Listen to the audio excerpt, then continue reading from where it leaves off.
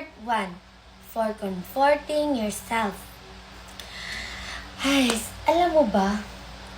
Sabi niya, ako lang mahal niya, pero nakita ko siyang may iba. Ha? Nakita ko siya may iba. Dapat, hindi mo siya babalikan. Pero mahal ko siya eh. Wala akong magagawa.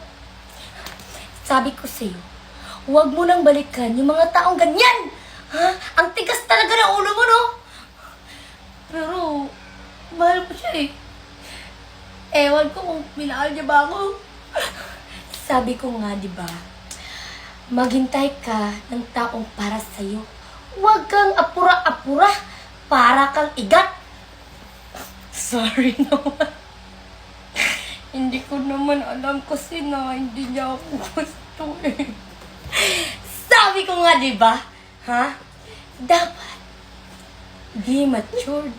Hindi ka mag-con sa mga lalaking ganyan kasi sa huli, sila rin yung magsisisi. Alam ko naman na magsisisi siya sa huli. Pero nauna ako eh, kaya siya ang nahuli. Tanga mo talaga kahit kailan, no?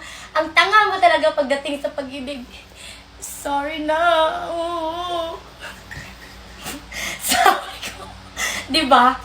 Na dapat maghintay ka ng taong para sa'yo. Oo, maghihintay na talaga ako ng taong para sa'kin.